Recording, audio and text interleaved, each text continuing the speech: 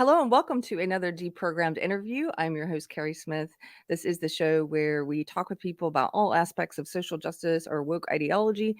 And I'm very excited for my guest today. He is a public high school whistleblower, CRT whistleblower, and a history teacher, the founder of Chalkboard Heresy. Please welcome Frank McCormick. Hello, Frank. For having me. Oh, hey, we're having tech problems this morning. There you are. Well, let me try again. No, that's fine. Okay. I'm glad to have you here, and thank you for being patient with the tech problems. No worries. So you are someone I've become familiar with in the past year or so online, and you have a really interesting story because you come from the education background. You were a history teacher. Yep, high school. And you're someone who you walked away from education. Is that not true? Yeah, walked away before the ship went down with me in it, because I probably I was on the verge of being fired, so I kind of left on my own terms, as I like to think about it, and probably saved my teaching license too. How long were you teaching? About 11 years. And you were at the high school level? High school, yes. So I've seen this video that you've put out of you speaking. Do you mind if we play just a little bit of this and then I ask you some questions No, about it? that's Is that fine. okay? Yeah, Okay. go for it. Let's see if I can fit this on the screen. I think this is great because I sometimes get questions from people in the deprogram audience about, you know, how do you get up the courage to speak at a school board meeting? How do you get up the courage to speak at a city council meeting? And so I think you did just an amazing job. I'm going to add this. My name is Frank McCormick, and I've been a teacher here for 10 years. Sorry, the superintendent couldn't be here. This system offers adults job security and a paycheck for little more than one's obedience, compliance, and silence. A lot of it's about maintaining the illusion that we're a functioning school district. I've decided to speak out as penance for my years of silence while my students suffer. Our schools are on the verge of collapse from behavioral chaos, violence, staff burnout, and a 10 to 12% student proficiency rate in math and reading. These are the fruits of Ms. Placencia's half-decade with the district, for which she has been rewarded a 45% increase in her base salary, earning her over $300,000 a year with a taxpayer-funded pension worth $16 million. The only thing that will put an end to her plunder of this impoverished community would be the community's awakening to her record of failure. And I suspected she knew that, which is why her subtle racial demagoguery against teachers and invocations of the specter of systemic racism is so deviously ingenious. She has seized upon national racial volatility to create an incredibly convenient excuse for her regime's failures. Suddenly, this is no longer about her incompetence, but the ghosts of implicit bias and racism haunting our schools, which she will now exercise through diversity, equity, and inclusion rights that will cost the district millions. The narrative she has seized upon has emboldened the ideological infiltration of critical theories into the district and classroom. What does this look like? Let me share two examples. You have students reading books and receiving lessons, equating our police force, those that have to clean up her mess in the schools, with Confederate slave patrols. And a survey for 9th grade students I uncovered asking children if they, and I quote, orgasmed during their last hookup. All of this is undergirded by her equity plan that according to district emails, will dismantle our white dominant culture. What does that encompass? Shifting the blame for Placencia's failures onto teachers with dozens of hours of implicit bias training and an until now unannounced plan to abolish our alternative program. She is opening Pandora's box with these radical critical ideologies. However well-intentioned people think they are, they will increase the racialization of an already fractured community and impart upon our students identitarian lenses that center skin color as the central part of their existence, or what was referred to in the training by the district page for as liberatory education. So carelessly does she unleash these forces, she hasn't even considered the social implications of an increasingly racially conscious and radicalized youth.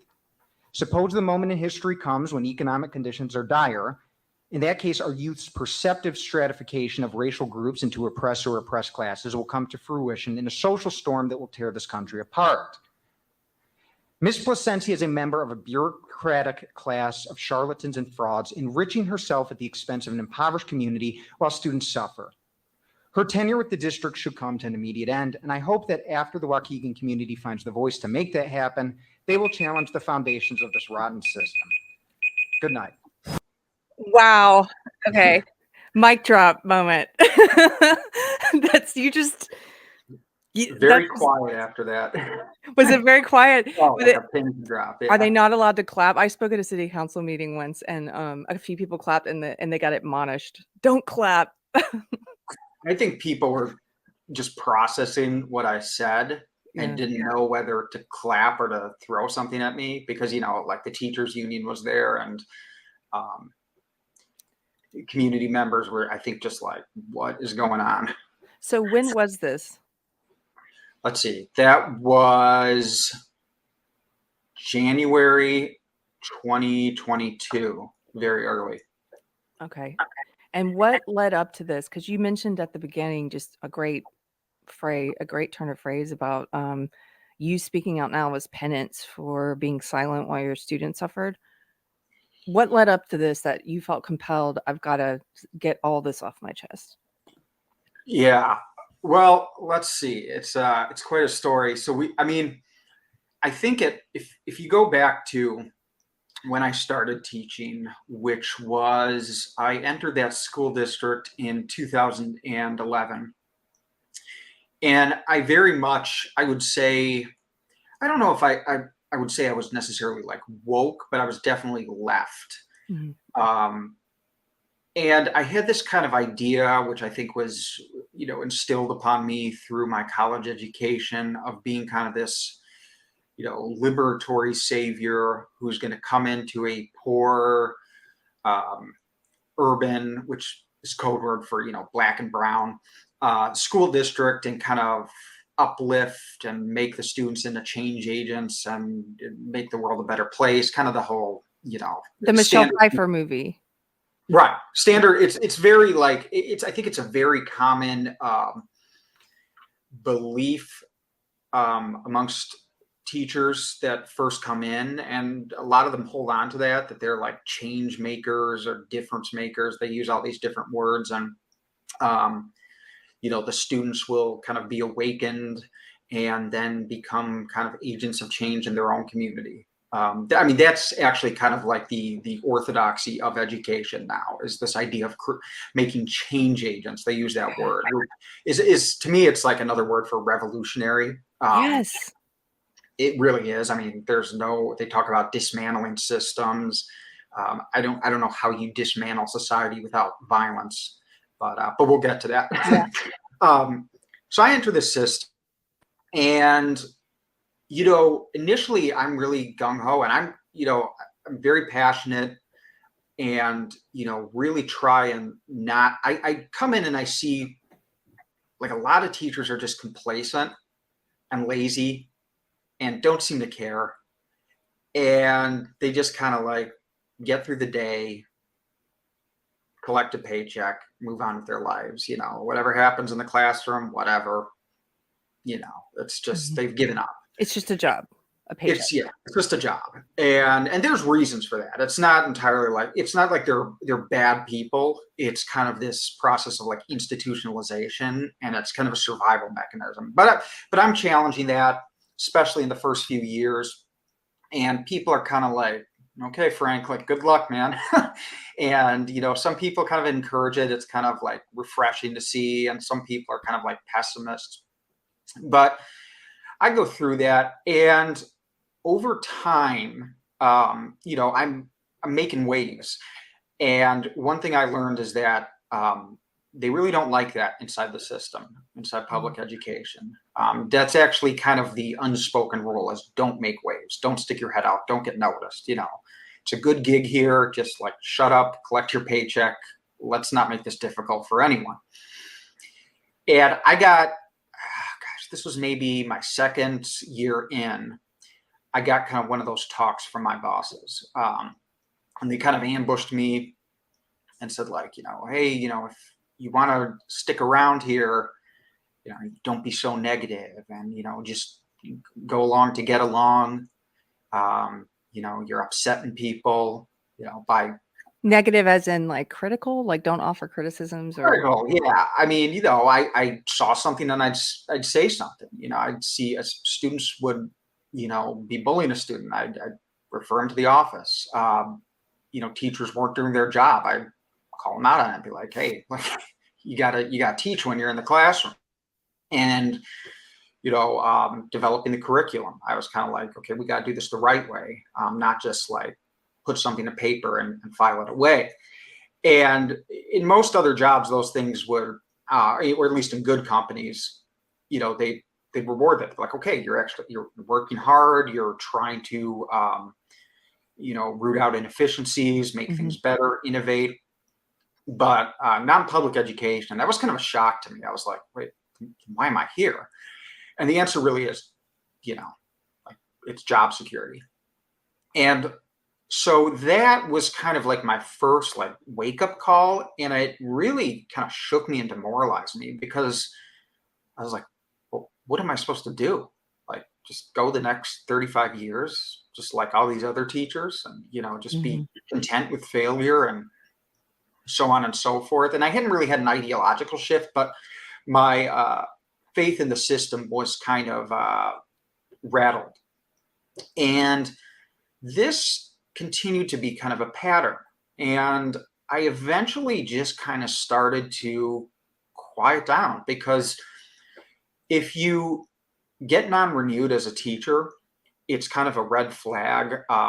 When people are like, well, just apply to another school. Well, it doesn't really work that way because everyone in public education knows how hard it is to get fired, that when you are or you're not renewed, there, another district is kind of like, what did you do? Something happened. Yeah. Yeah, something must have happened. And like, you can't, and if you say, yeah, it was, people were content with mediocrity and I was raising concerns about whether it was safety or academic achievement, they're going to be like, oh gosh, we don't want that person here because we've got a good gig. It's like everyone's kind of in on it. And so as that happened more and more, I started to, become really like depressed, maybe, also anxious, like, about my job security and kind of wondering like, well, what else can I do? I mean, if I go to another district and it's just the same thing, and I already invested all this time and money in becoming a teacher.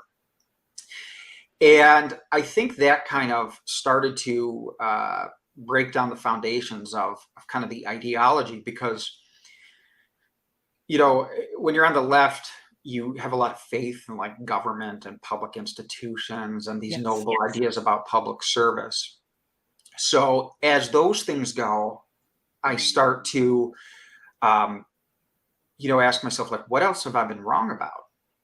And around the same time, there was a guy I used to listen to on the radio. His name, he's national. His name's Michael Medved. He's really like mild mannered, kind of conservative, but really like really rational. And that kind of appealed to me. So I would listen to him and like just to kind of argue back with the radio. But the more I listened, now kind of with an open mind, I started to ask myself different questions and started to learn more about economics and kind of forayed into libertarianism. And very quickly I was changing. I was like, starting to challenge all my old beliefs and, economics, politics, culture, society. What was his name? Michael Medved? Michael Medved. And he was like run of the mill, sort of conservative. Well, I don't want to say he's kind of like a traditional conservative, but the difference with his radio show is he would let people on. The only people that could come on were people that disagreed with him. Oh. So it was like, this was not like the conservatives I were used to, where, we used to like Sean Hannity yelling at the TV. Yeah. And on the left, that would kind of turn me off. Like I was like, oh gosh. So that kind of opened the doors for me to be open to these ideas. And I started like, man, I've been wrong about a lot of stuff that is kind of like, basic economics, basic political theory. It didn't mean like I believed it, went along with conservatives on everything, but I was like, it started, I really kind of evolved into, and to this day, still, I'm kind of like a libertarian-esque conservative, even though people probably don't see me as that because of my stance on cultural issues. They're Oh kind of, yeah. yeah, I mean, they're, This they're, they're nuanced. Like people will debate with me like, yeah, we need to, ban gay marriage. I'm like, no. And they're like, well, wait a second. I thought you were, and I was like, no, I'm against certain things happening culturally with children, but that doesn't mean that I'm like on board necessarily with your ideas. But anyway, yeah. I quickly found myself, now maybe 5, 6 years in, and I'm kind of, I'm like, well, I'm a conservative, I guess. This is kind of weird, but it was new and exciting. And in some ways that kind of like reinvigorated me because I was kind of like, okay, before, if I was kind of teaching my students through a very left angle, now I can start to ask questions and challenge, and the curriculum, the textbooks, they're all written from a very progressive perspective. But I was able to kind of like take that and, kind of prod them with questions, and not to do the opposite, like of what I did and be like, well, now I'm going to like indoctrinate them into conservative thinking, but to just kind of make it more balanced. Hmm. And even if a student was very conservative, like I would go right back and challenge them and make them think about it. But while this is going on, it's still that kind of thing where every time I stick my head above water, I get shot down, I got threatened, I get beaten, and that took its toll on me. Eventually, towards the end, I was kind of so demoralized. It had just be, where in the system, I saw things get worse. There were What more fights. what were some of those, like, the systemic problems? You said you were losing faith in the system. What were Well, yeah. Um, so, for example, one thing was like grades. You're starting to get pulled into the office and being like, you have too many kids failing. I'm like, they're not doing their homework, they're not studying for tests, they're sleeping in class with their heads down, and I try and, wake them up, and they swear at you, so you send them to the office and you get reprimanded. So for I'd say sending them that to would they say, like, you send too many kids to the office? you send too many kids to the office, you Wow, send too okay. many black kids to the office, your failure rates are too high, keep them under 10%, even though our scores were, abysmal, which is why they hate like standardized testing, because it kind of reveals kind of the sham, the show that's going on. And that really got to me. And kind of like, I think psychologically at the same time, I was really falling apart because I was going into a deep depression. It's a hard environment to work in where I was. It's a very dilapidated, ugly school system inside and out. You deal with like a lot of student apathy, teacher apathy, really toxic. It's really hard to like go into that day after day, especially when you've kind of lost faith. Yeah. And, so I started to see myself becoming like the teachers I once hated and criticized. I'm like, and just kind of for maybe 2 or 3 years, I did the best to kind of soldier through because I had a family, and it's like, well, I'll try and do what I can in my classroom, but it became harder and harder. Like, I was just coming in and being like, what's the point? Yeah. And even especially as students started to, we had some like changes in our school system that kind of upended the lives of students at school, where they had been in kind of smaller learning communities and now they weren't. So there was no sense of community, and kids would just come into class, put their heads down. I would try and do like units on like, the drug cartels and geography to be like, well, that's going to get them excited. No, Nazi Germany. No, they're like, hey, McCormick, you're a cool teacher. Like, I know you really try. You got great like presentations and everything, but I just don't care. Wow. And, that kind of like just got to me. And so then, in 2016, so backtracking a little, but that was when Donald Trump was elected. I started to also notice that teachers had been kind of invigorated with this like renewed purpose. Like, Yes. we have to make sure this never happens again, and be more explicit in like our ideological programming with kids. And so kind of, it had always been going on, but now there was kind of a renewed calling with more teachers, and they were a lot less subtle about it. I And saw this too in my Yeah. field, in entertainment. The election of Trump, in some ways, I mean, it just it reinvigorated. That's a great word. It reinvigorated people in my ideology at the time, social justice. It was this sort of renewed, there really is a boogeyman, and we really need to do all we can. And it was sort of in a weird way, it was a boon to the ideology, I think. Mhm. Yeah, it definitely galvanized people. And Yeah. I mean, I remember the day after he was elected, coming in, there like posters around the school, like "We the People," the ones like the Muslim woman with the American Yes. flag. Yeah. And I start to see stuff like that. Our principal puts up like this display board, like, and it has Black students, and this quote, like, they tried to bury us, they didn't know we were seeds. And I'm like, who tried to bury? I'm like I'm here, like, trying to help you guys. Like, I was like, ask her, like, what the hell are you talking about? By the way, what a bad psychological thing to do to children, where you're telling kids, whether it's because of their race in that case, or their sex or what have you, that like the world is trying to bury you because of your race. Right. Like, that's Yeah. just okay. Sorry, Exactly. that just bothers No. me. No, you're absolutely right. And it started to bother me too.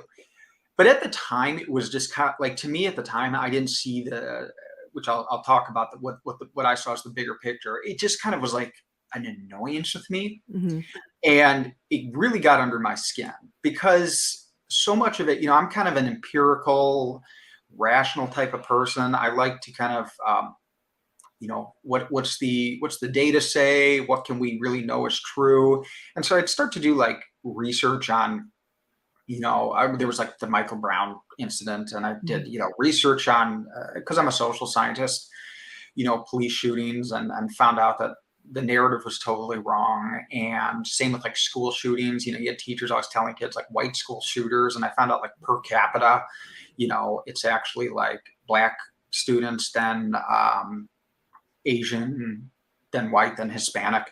So all these things are kind of going on, and I'm just like, this narrative is totally wrong. And it's really annoying me, like these kind of self-righteous teachers going around now, bringing this into their classrooms. And I'd have students kind of come to me sometimes asking me questions about things they heard, like in English class. I was like, it's like, why are you talking about this in English class? I'm like, your English teacher is not even qualified. They don't know what they're talking about.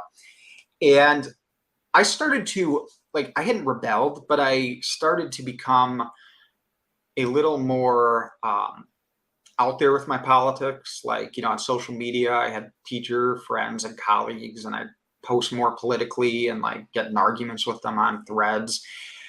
And, eventually our principal, this was 2016, same thing. She was a Black woman, and she was like starting to really like take an issue with me. Like, you can just tell, like, friendliness, support, it's all gone. And she starts to kind of like, the rhetoric starts to be, and this is actually happening not just from her, but it's happening at the district level, kind of that the reason our students are failing, the reason they're scoring so low on tests, is because they don't relate with their white teachers. That their white teachers don't culturally understand them. They can't reach them. They can't teach them in a way they culturally understand. And we got to diversify the school district. And the superintendent made kind of a big effort to like publicly say, we're going to like bring in like minority teachers and teach them in a way that's culturally relevant. Which, by the way, culturally relevant pedagogy is founded really in critical race theory, which a lot of people don't know.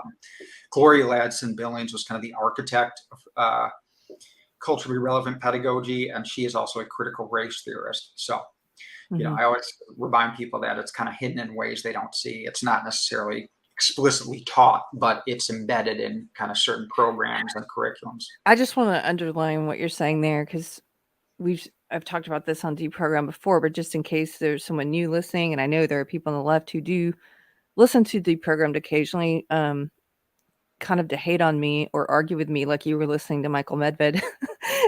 But some of them have come around over time or become more open. But just to underline what you're saying, because I still see this on social media and people are like, oh, they're not teaching critical race theory in elementary or high school. And it's like, no, they're not.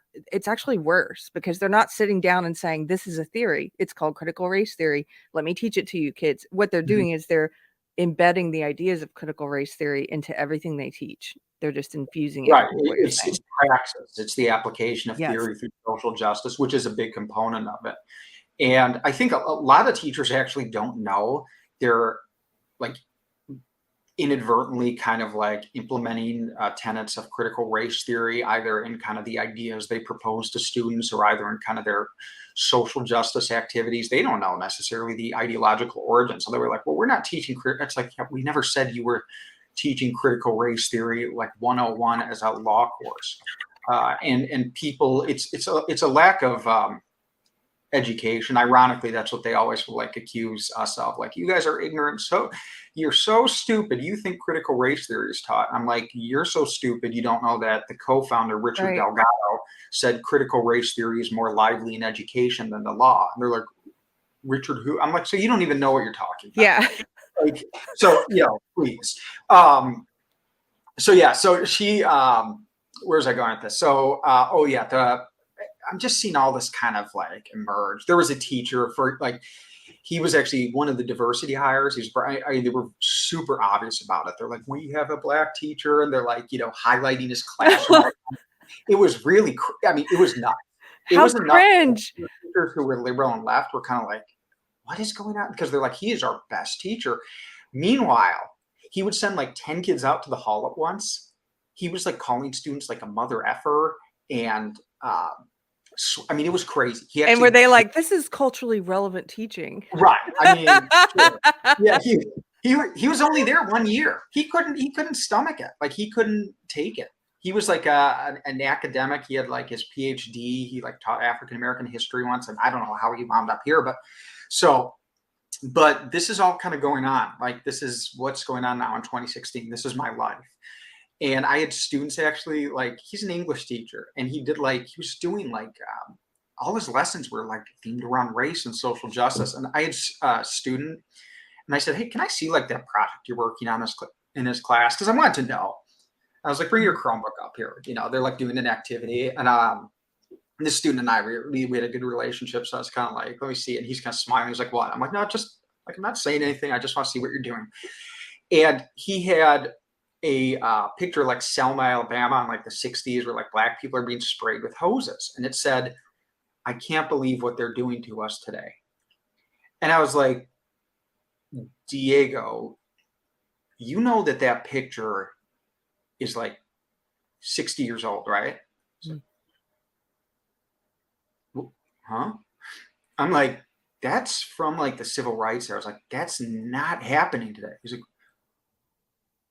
and he was like really confused and kind of embarrassed. Wow. And then I'm like, Mr. The guy's name, I was like, Mr. M is like, he hasn't said anything to you? Call this out? Like, no, you're not going to say anything to Mary. I'm like, no. So that's the kind of craziness that's going on. Wow. And then, obviously people are starting to notice I'm asking questions. Now I'm kind of like, I'm coming back to kind of life a little bit, like, because it's bothering me. And the principal calls me in and talks to me for like an hour.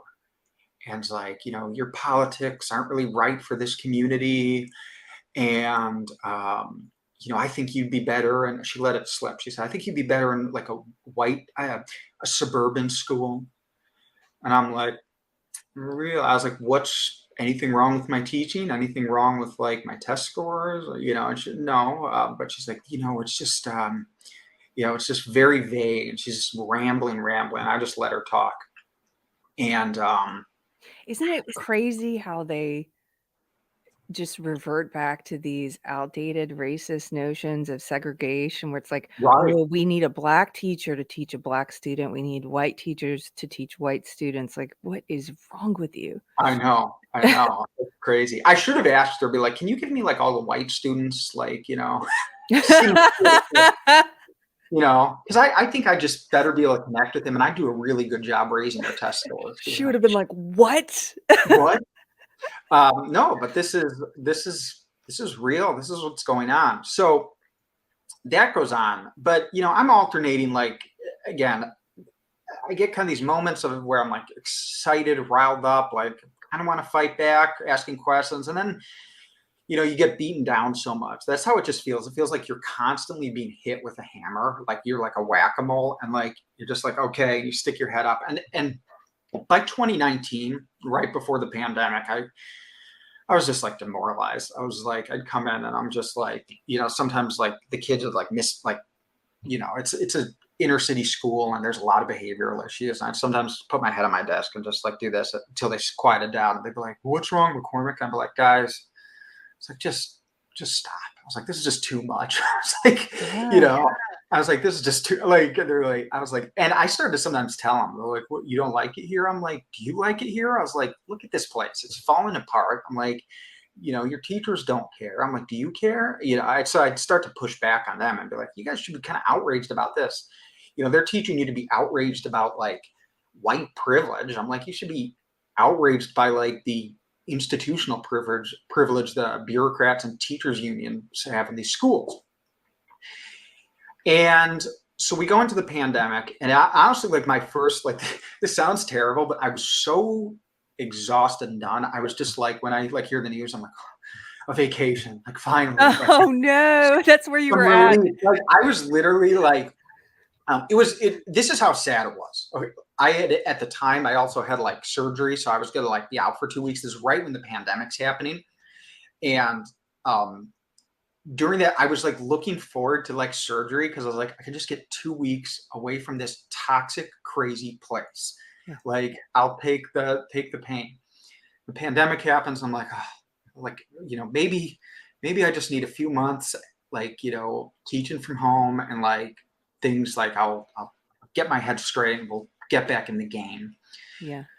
That probably never would have happened. I probably would have just kind of, done what most teachers done and tried to survive, because sometimes that's like what all you know how to do. It's like you just like, like your Maslow's hierarchy of needs. Like, I need shelter, I need food, I need to provide for my family, and this is the only way I know how to do it.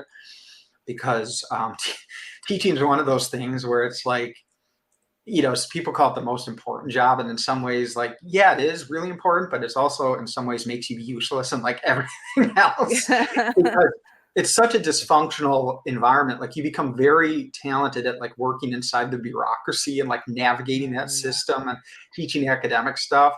But in terms of like, how to work at a business and run a business or whatever, it's like starting over from scratch. And in some ways, that's how I felt the last 2 years. I'm like relearning a lot of things. Mm-hmm. I'm being deprogrammed. I've actually used that. You're being deprogrammed, yeah. That language. I'm being like kind of re-socialized in the private sector and like learning how to do things again, like not in the because you're kind of a cog in a machine in the public school system. Exactly. Like I had a boss last year at a different job, like right when I kind of got out in 2022, and he was like, Frank, you gotta like tell me when something's going wrong, or tell me like when you need help or don't understand something or don't know something. And I'm like, what?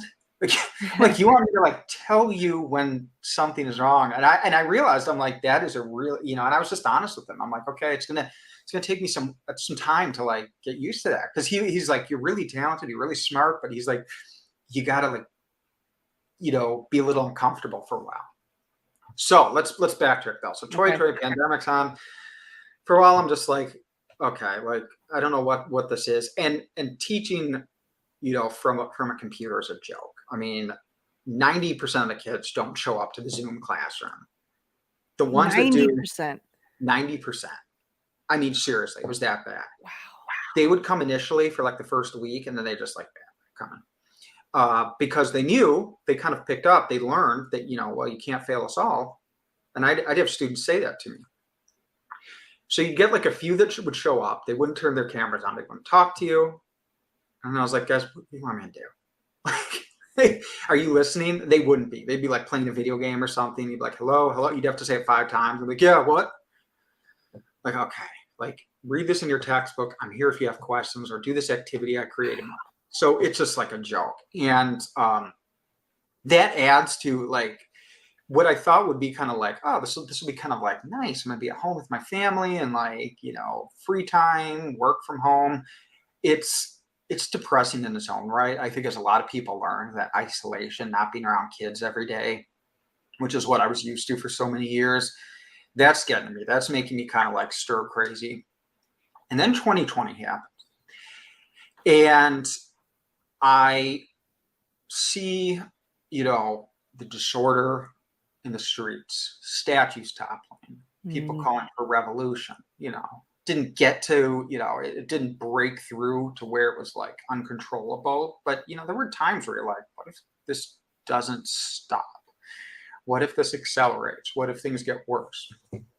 And then that's when my school district really fully embraces kind of wokeness.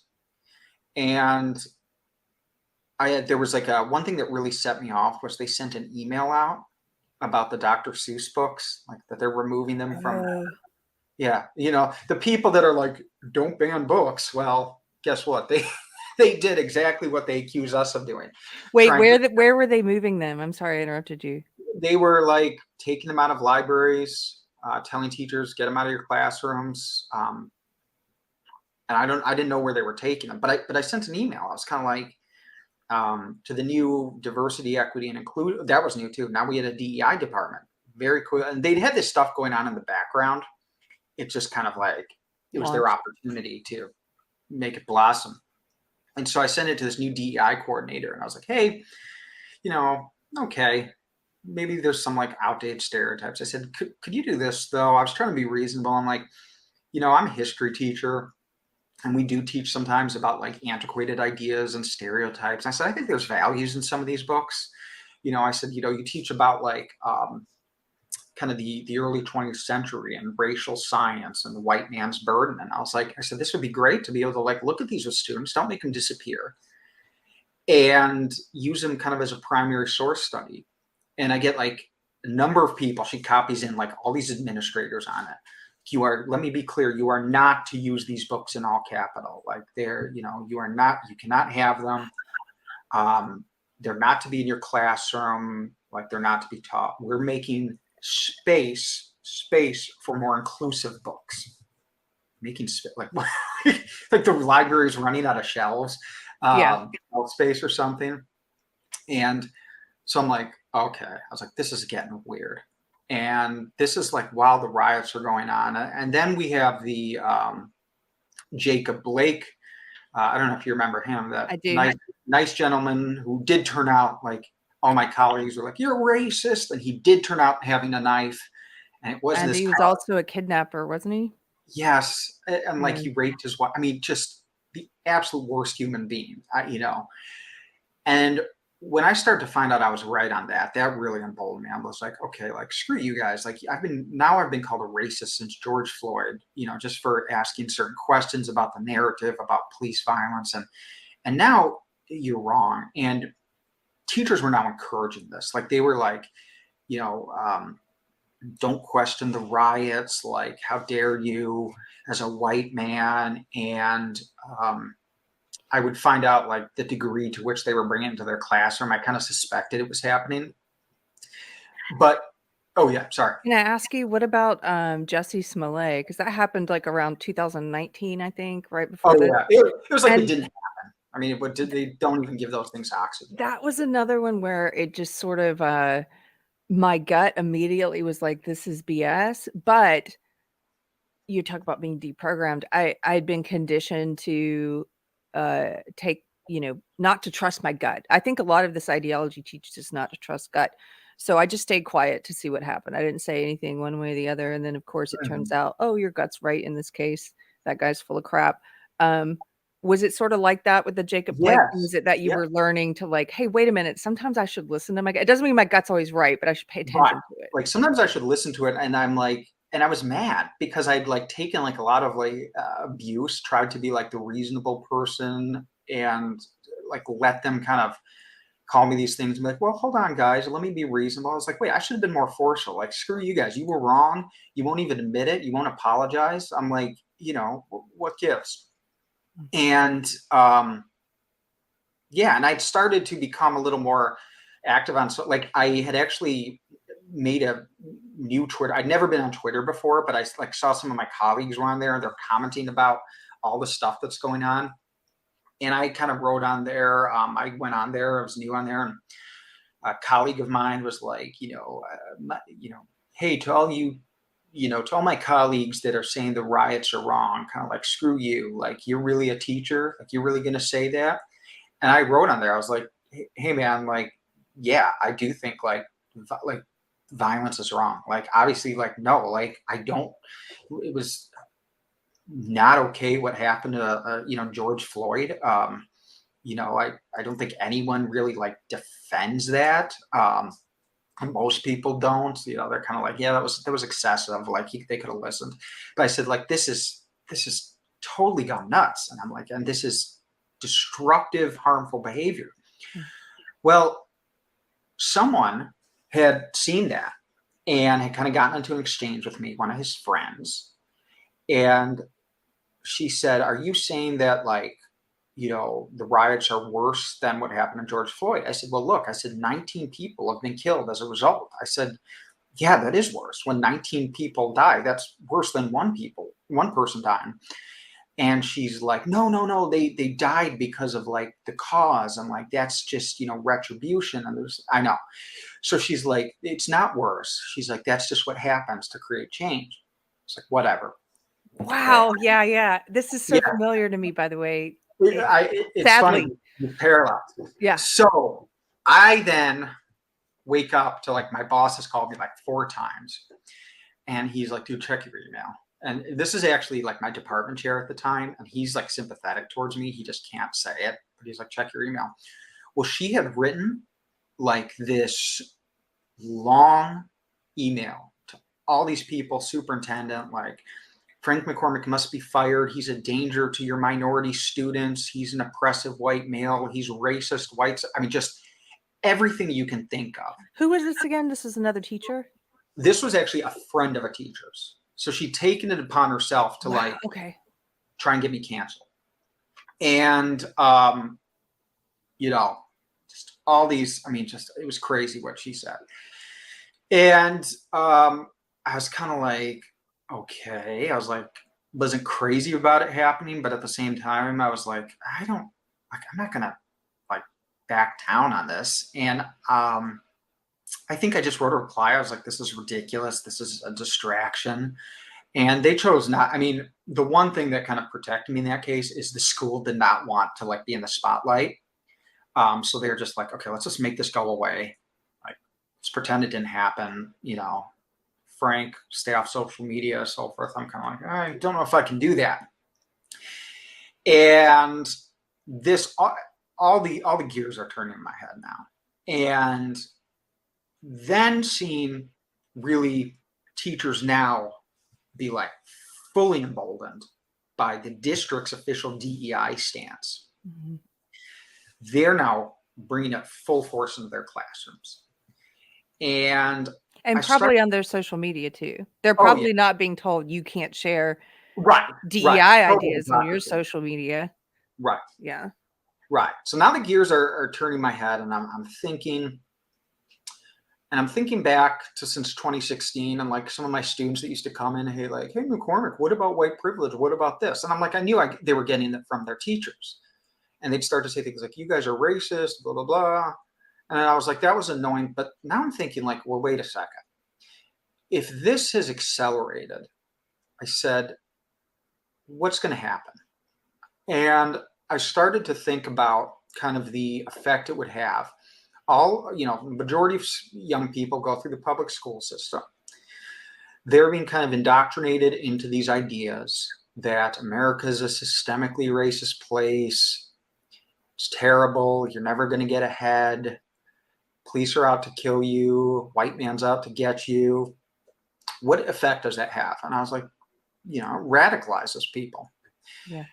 And then I was kind of thinking back to 2020, and I'm like, I'm in 2020, but this is, as it's going on into 2021, I've been thinking about this more and more, and I'm like, who are most of the people that like were doing the rioting? They were young, college age students, and I'm like, they probably picked that up from college, but like we've known that for a while, and it's like, what are you gonna do?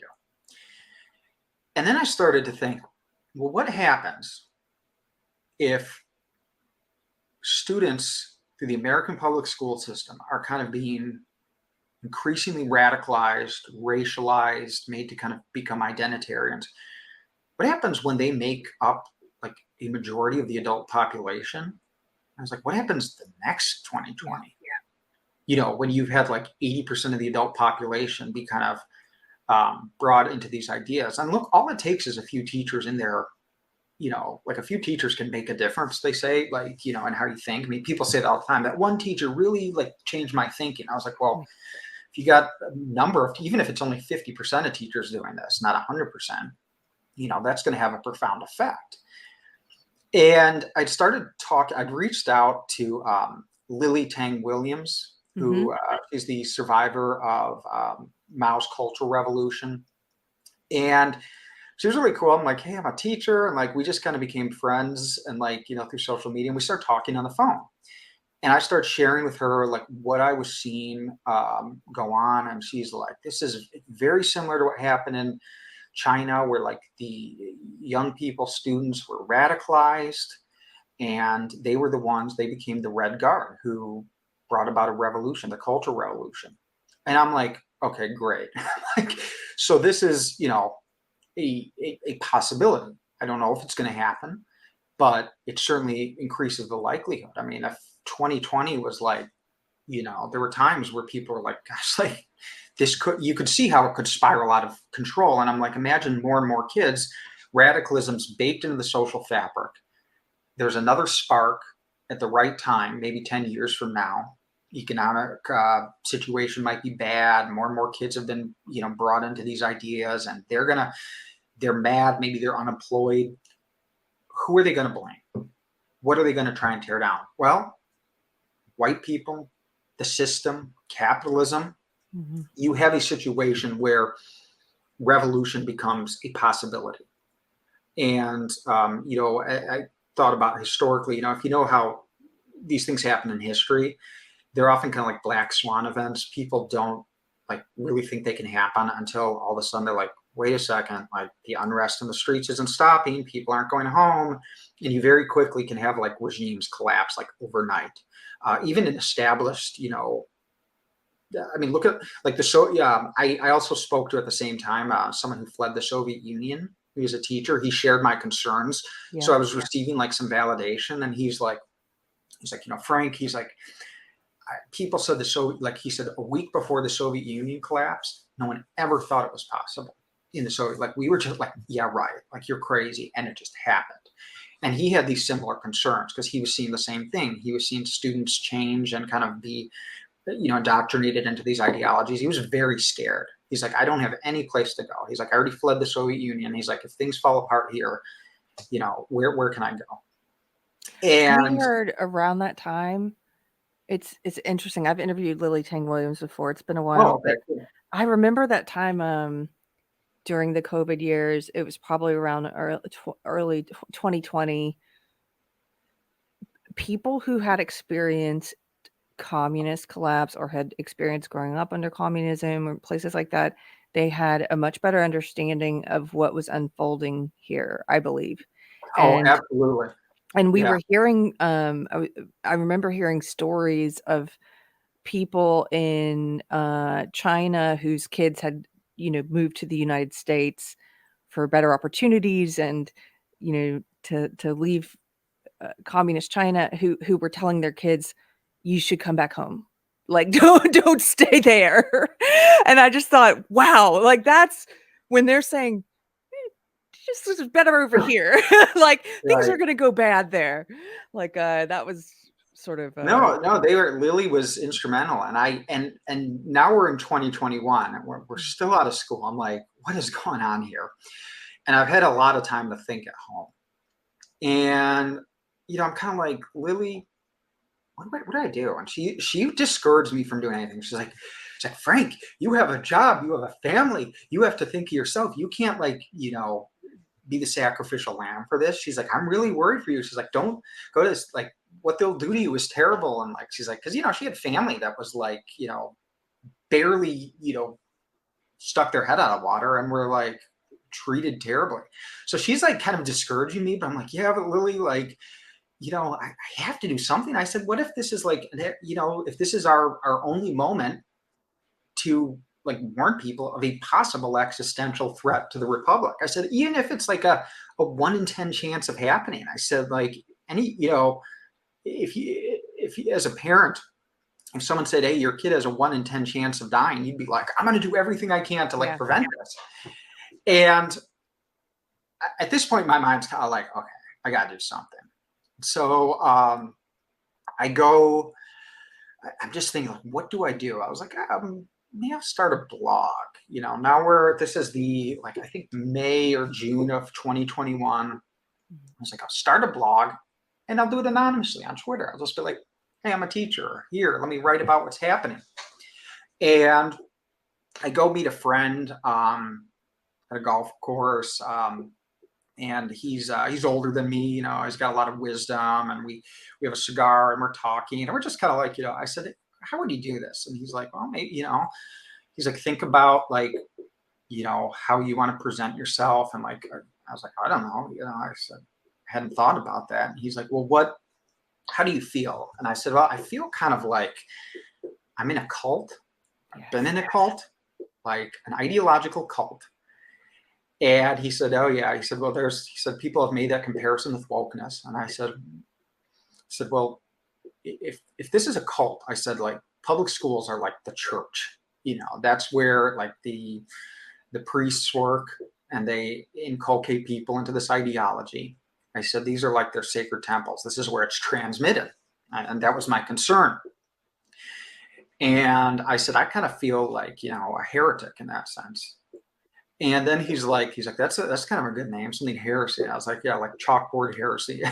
So we kind of like, I kind of came up with this idea. I was like, because I needed a metaphor to convey. It's very hard, like. It's a great name. It's yeah, exactly what it is. Or an apostate.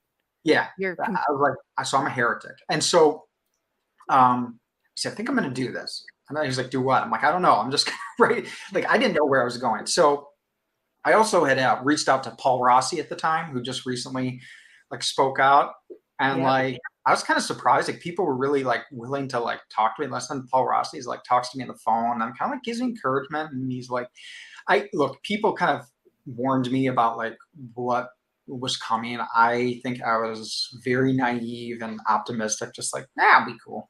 Like, I'll be fine. I had no idea what was coming. Yeah. And so I write this blog post. We can put it in the comments or something. It's called I Heretic, and it's under Chalkboard Heresy. And I basically kind of describe, using kind of an allegory, very metaphorical language, how feel like I'm this heretic in this church, and I'm making a decision to publicly, kind of like Martin Luther, list all the things that are wrong with the school and speak out. And I make a Twitter account, and I kind of thought to myself at the time that I was like I knew that once I opened this door, or this Pandora's box, like, there was going to be a countdown on my job. Yeah. It's like, it's going to start. Like, it's going to be like the doom clock. Like, yeah. I was like, how do I, and I don't know, like, I was just taking it day by day. I was like, how do I make that like clock as slow as possible, so I have time to show people what's happening, to talk about it, to illustrate like, this is what's going on in classrooms, to find evidence. And I had been FOIAing my district anonymously to like gather stuff, and some of the stuff was pretty like shocking. Professional developments, race-based, talking about revolution, calling each other comrades. I mean, it was nuts. These are teachers like meeting in my district under the DEI department. So I write this blog, and then I make this video, and it was like again, I'll send to you. It's corny, but like again, I'm a teacher. Like, you know, You're loud. using what little video editing skills, but it's very dramatic. I'm like, I need to just make a splash and make a really big point. I was like, people could think it's kind of corny, whatever. It's like, but I need to like splash, because I said I can buy myself time if I can quickly build an audience. I'm thinking an audience at the time, I'm like, okay, like 500 to 1,000 people. I'm like, it'll make the district nervous because they're going to be like, what do we do? And that's exactly what happened, because I'm like, crap, like we don't want to like now go after him. There's eyes upon us. They don't want to be in the news. Yeah. They don't want to be in the news. So I kind of make that goal. I'm like, I need to reach as many people as possible, fire people up.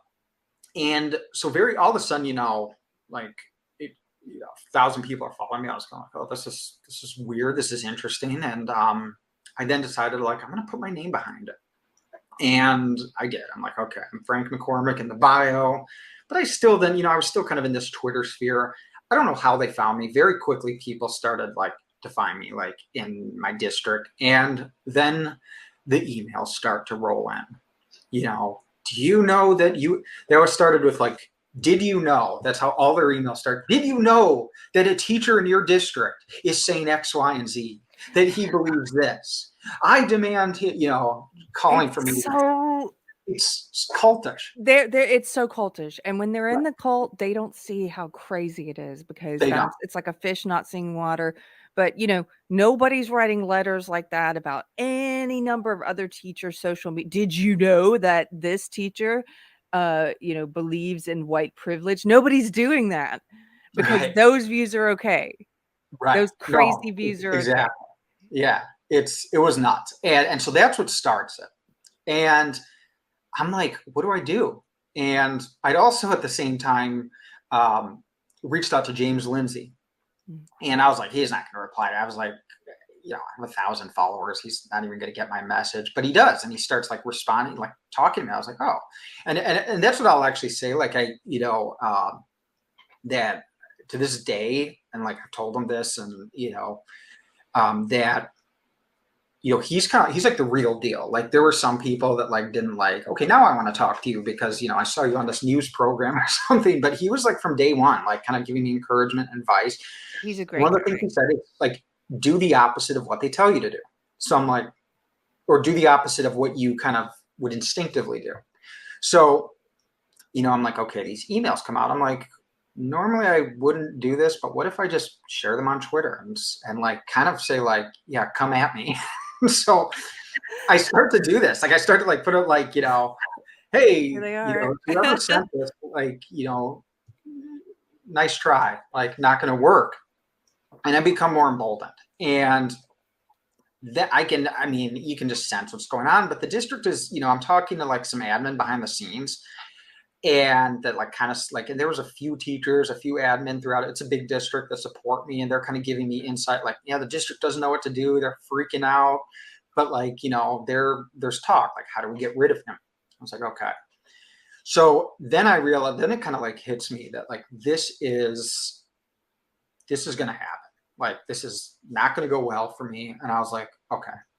So my options are to like now go full force and just like burn it all down, or just walk away.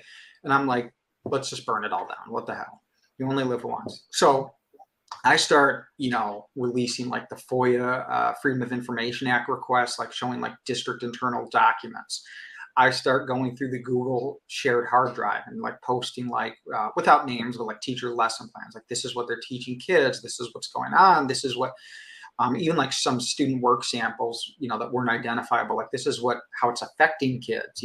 Kids were saying things like, I can't believe how white people hate us and want to like keep us down. And I'm like, okay, so this is validating my kind of like my theory that this is radicalizing the social fabric. There's going to be a revolution. And I just kind of keep hammering on that point, and things just escalate more and more. The district then tries to conduct like a mental health check on me because they think I must be crazy. That's also a way to smear. Yeah. Yeah. Yeah. And I'm like, I'm just going to like go on video and like talk about what happened. And, they're just like, what is he doing? Like, this is not, it's like backfiring. It's blowing up in their faces. Cause like Barry Weiss like retweets it. And I'm like, okay, here we go. And it's just a series of these things. Then Fox News wants to have me on, and I go on there, and I'm kind of like, I'm not backing down. I'm not afraid of the superintendent, and like, responding to what she said. And this just escalates and escalates. But it also takes a toll on you. It is incredibly stressful. And like some of the stuff you can say, like, oh, like, you put on this face. Like, it doesn't get to me. Like, yeah, whatever. I'm going to keep fighting for the American people and showing what's going on behind the scenes. But like, the emails you get, the ostracization from people, the things your students are saying, it's all like, it becomes a lot. Physiologically, I think that kind of constant attack is a lot, even if you're a person like yourself who's able to handle it publicly very well. Physiologically, it's like a bear is chasing you and your heart rate is elevated, or you have background anxiety because you're constantly getting these arrows. You open up your email, there's a new arrow being flung at you, so I imagine that took a toll.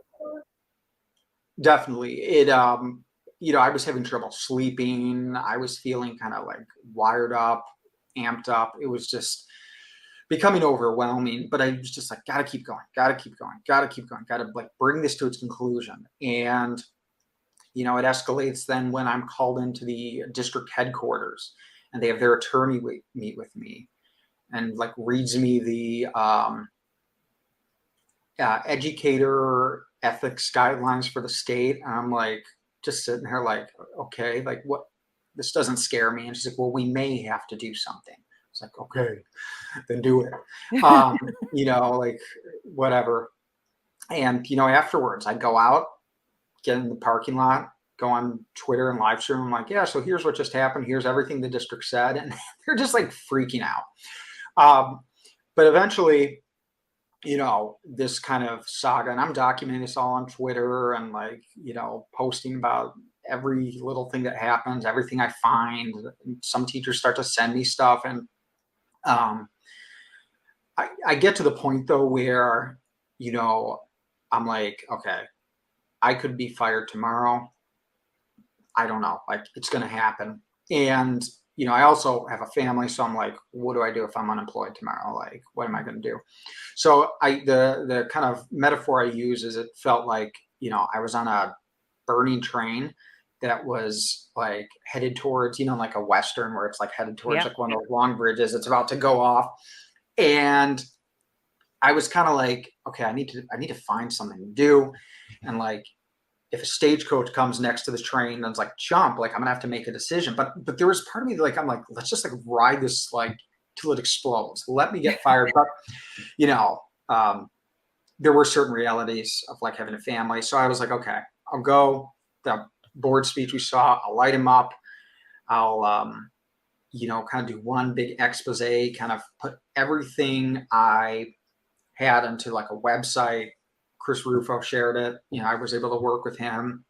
And then I resigned shortly after that. And probably in doing so, probably saved my teaching license, because once they fire you, they could go after it and be like, he was sharing inside info. But I was like, to me, I didn't see that as a like a moral conundrum that they did. I was like, this shouldn't be private. Like lesson plans. It's like, a public school. It's a public school. Like they were saying I was violating teacher privacy. I'm like, teacher privacy, like to do what? Like you don't have privacy with other people's kids in the classroom.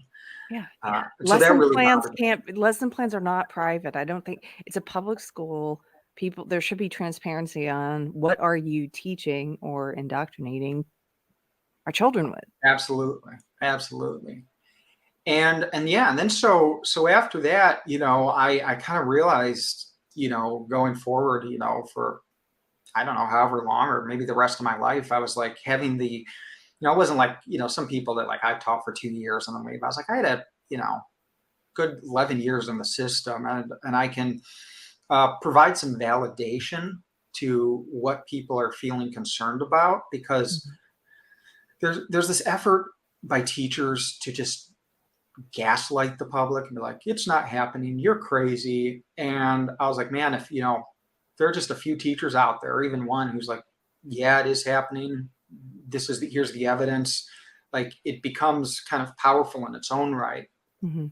And yeah, and so it took me a good year to kind of like, I think, psychologically process all that, because it's it's a lot to go through very Yeah. quickly. And now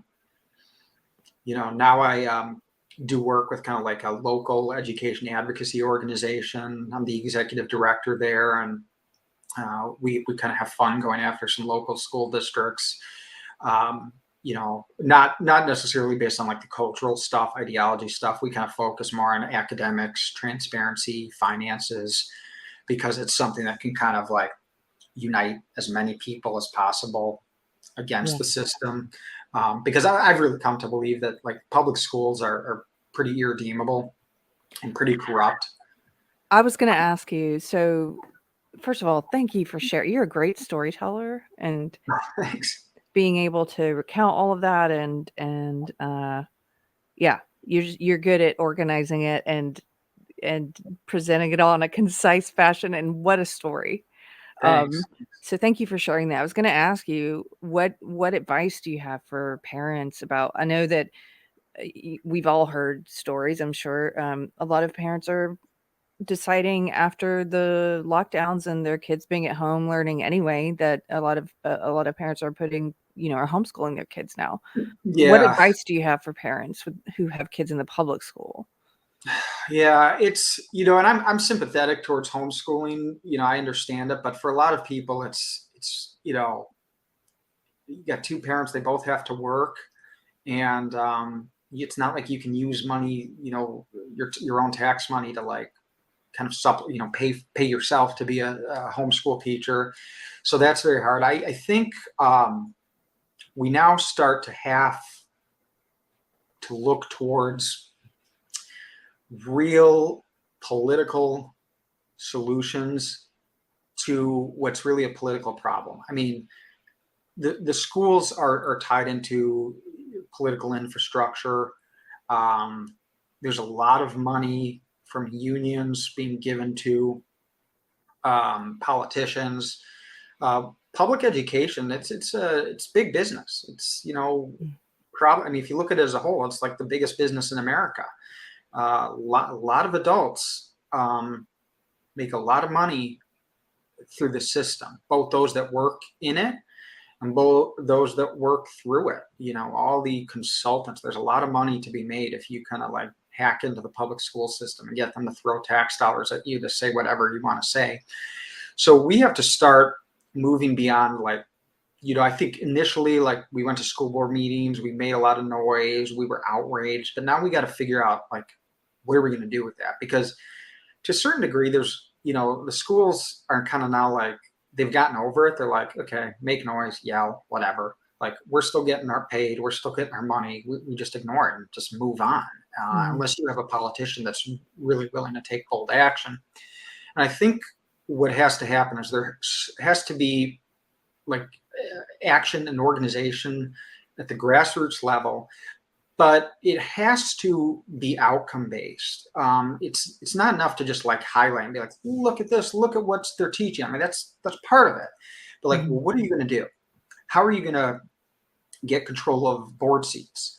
How are you going to, work with those board members when they're elected to change things? But bigger than that, like, how do we, in some ways, kind of like dismantle or abolish, liberate this system? I mean, it's not so much like that. People will be like, well, you want to destroy education. It's like, no, I want to liberate education. Yeah. I want to liberate it from the confines it currently exists in. It's being shackled to this, outdated, centrally planned model. And I don't care what people, I mean, look, don't get me wrong. Department of Education is a big problem.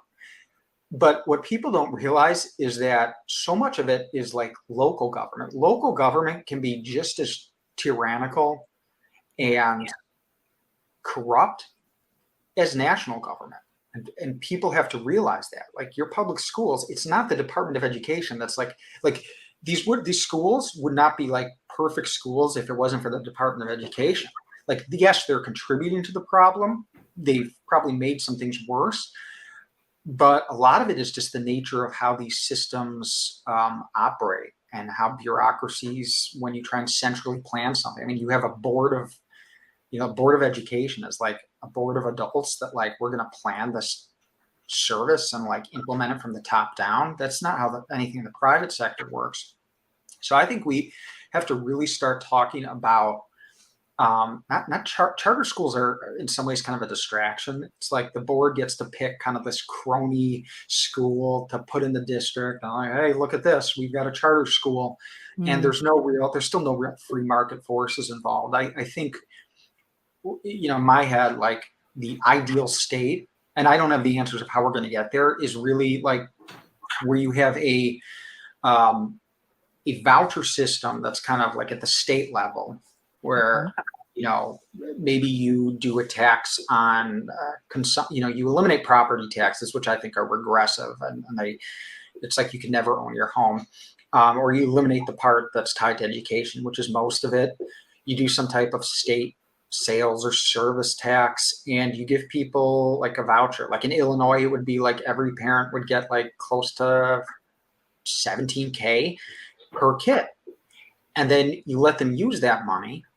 And what'll happen is that market will kind of respond to this kind of influx of money and be like, hey, here's your options.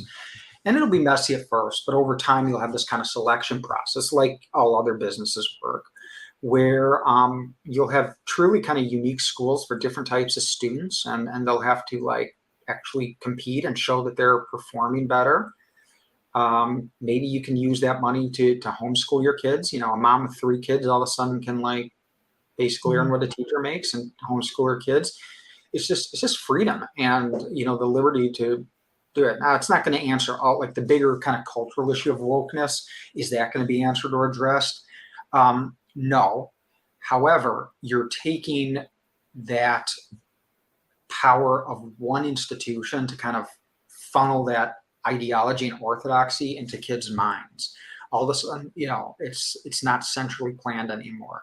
You're going to have private schools that are woke, but you're going to have ones that aren't. And I think it's like the best chance we have. More of a choice of where you're and people sending ask me like, well, what do you do with, what if this, because you may have a situation where like schools are like, well, we'll just upcharge to the maximum value we can, because it's like, each parent gets $15,000 per child. There's no incentive to like shop around, because what do you do with that extra money? And like one idea I have is like you might maybe have like a higher education version of like an HSA, health savings account, where like that money roll over, so they have motivation to be efficient and to keep costs low, and then you can take that money and maybe like put it towards a trade school or university for your kids like every year. There's a lot of different ideas. I'm sure I haven't thought about all of it, but that's what I think. Otherwise, we're just kind of like, beating our heads against the wall with this powerful system. So it's going to take a combination of politicians, local grassroots organizers, and think tanks. We're all going to have to kind of, work together to dismantle this really powerful system that's endured a long time, too long. Can I ask you about parents who are maybe trying to make plans to get their kids out of public school, but for whatever reason, they're still there now? Just some basic maybe questions for dummies, because these are some of the questions I've heard before. Do they have a right to go to the teachers and say, I want to see your lessons plans? We're talking about how that should be transparent, or, what should they reasonably expect to be included on in terms of what the kids are learning in the classroom? Yeah, it depends on state law. Like in Illinois, like you can't see a teacher's lesson plan, like unless maybe you request it like every single day in a certain way. I think, look, in this day and age, there's no reason that all the stuff shouldn't be online and accessible, and parents shouldn't be able to see exactly what their kids are learning. The bigger problem, though, is that, it's very easy. Once that door shuts in the classroom, teachers have a lot more freedom to do what they want, then people realize. Because most kids aren't going to like know what to look for and be like, hey, the teacher was teaching about this criticism of capitalism. Like, they're not going to do that. Most kids aren't, unless they've been trained by their parents. So, you know, the teacher can put like, yeah, I'm teaching this and here's the official curriculum, and they can do whatever they want. Yeah. I know that's not very encouraging. So I think really, if anything, like, you have to develop targeted specific questions, not just like, what did you do in school today? Like, in history class, what was the topic today? You know, Yeah. what was your activity? Can I see the activity you did? What questions did the teacher ask you? You have to really get targeted.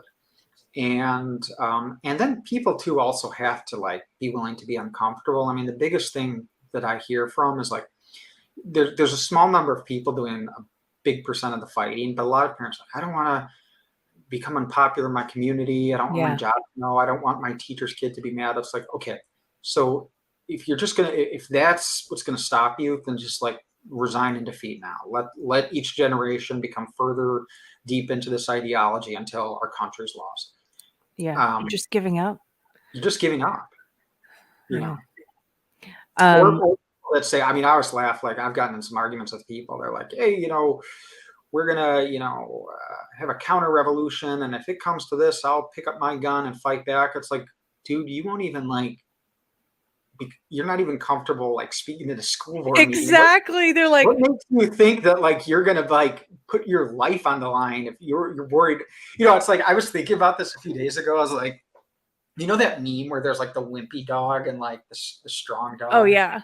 We talk about that. And I was like, you know, like, you have some people that are like, I'm going to go and sacrifice my job and, you know, my reputation to get to do what's right. And then you have people like, if I don't put my pronouns in my email, I'll lose my job. Like, guys, like, you know, come on, like, you gotta toughen up. I completely agree with you, because I do find that I've heard that attitude before, where people are sort of, they're aware of what's going on. They have a lot of concerns, but for some reason their fear level, what they're afraid of, hasn't changed yet. They're still more afraid of these old, I mean, middle school concerns about like what your social circle thinks of you and what other people think of you, kind of thing. In some ways, they're more afraid of that than they are of what happens if you don't say something. And I think you have to get to that point where I got to that point eventually. It took me about 6 months of, okay, now I'm more afraid of what's going to happen if I don't say something. Right. But they kind of are like, well, when things get bad enough, I'll break my silence. I'm like, but to your point, if you're too afraid to say something now, what makes you think that when things are worse and the consequences are worse, the consequences could get much worse than they are now?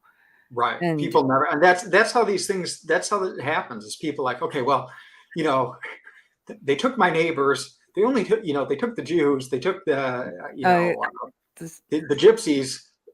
When they take the Polish people, then okay, they took the Polish people, but you know what? When they take the Catholics, then okay, you know, and then all of a sudden it's just you. it's just you left. Yeah. That's that Right. famous saying, right? People have to do something. I'm thinking about us, like, if we can't afford now, like, we've put our, you know, like, we're out there, we're too far gone. Like, if things go in a bad direction and the public doesn't like really resist and fight this, we're going to be watching this show again, like at a court trial or something. We're like, it's woke magistrate, like, Keri Smith, Frank, you said it all, executed. Not only do you have wrong thoughts and wrong speak, but you wrong left. Yeah. And I know. yeah, explain this sense of humor. No, I really appreciate you coming here and talking today. I don't want to keep you too long. I have a final question for you. Then I want you to tell people where they can find you. But just big picture, pulling back from all this, you know, because you're a person who thinks about the big picture. That's clear. The kind of conversations you were having with Lily Tang Williams and others, and having been in this culture war, as it's called, the past couple years, where do you think we are now in it? Where's culture now? I feel that there's kind of this calm before the storm moment where I'm just kind of like waiting. Like, you know, there's so much tension And I'm just like, where does this go? And I don't know. It's hard to say. I mean, I've increasingly become concerned that, like, we worry about like kind of having like a woke revolution, an overthrow of the existing structure and system. You could just as equally find yourself in a situation where the left creates so much chaos, so much disorder that people are willing to turn to another monster to take care of that monster. Yes. The right, and I look, there was a tweet I made a few weeks ago, and it caused, like, I mean, the amount of people that were commenting. But I said, look, guys, I said, like, there are people that are ideologically grooming kids. There's weird stuff going on. I share it. I see it. We got to call it out. But, like, calling everyone a pedophile and a groomer, especially if you don't know they are. Like, I'm seeing people, like, they're just calling, like, like the governor of Illinois, like, he's a groomer, pedophile. Like, I don't know that. Like, and is that productive? Like, are we winning hearts and minds, or are we just energizing base? So that was kind of my argument. Like, don't use it like the left does. Yeah. The way they say racist, just to get you to shut up. Like, Because because what happens is what happens with the word racist, because the left has used it to such a degree where it doesn't mean anything anymore. You get to that place where it's like, okay, no big deal. You call them a pedophile. It's a boy who cried wolf. So when there's really a situation like where you need to be kind of like alert to, like, oh, what? They accused a teacher of being a pedo groomer. Like, what's new? And maybe the teacher gets away with it because of that. But I made this thing, and like people were like, and there were some like large accounts that were commenting, like, behind anonymous names that were like, well, if you don't want to Reich, don't build the Weimar Republic. I'm like, really? And they're like, well, it's just going to happen, so I might as well like embrace it. And I'm like, so this is where we're going. Like, we're going to turn to, again, another monster that's just as terrible to protect us from this one, and we're going to end up like just in the same situation, just with a far right version of what the left's offering. And that is what happened, like in Germany. Is people turned to the Nazi party because they were going to bring order and safety and security, and they got so sick of the chaos the communists and the left were creating in the streets and in their government. But what people don't realize is it always turns out just as badly for you. Like, you think that they're going to be on your side. Like, hey, well, they'll be cool with me. Like, no, they'll find a reason to go after you. And then you start to question the sense. It just won't turn out well. It's just like with communism. It doesn't turn out for you either. It doesn't turn out for you lefties. So that equally concerns me. I mean, look, if I had a crystal ball, I think the longer this goes on in schools, the more of our population is going to kind of demographically shift. How much, to what degree, who can say? I'll start to become really concerned if the economy really takes a downturn. You have other things at play. And then who knows what the spark could be. I mean, look, there's going to be like another George Floyd eventually, or Jacob Blake, or just because there hasn't been one like in 3 years doesn't mean there won't be one tomorrow or in a year. But we'll see what that looks like. It could be worse. It could, but this trend is just, we're not going in a good direction.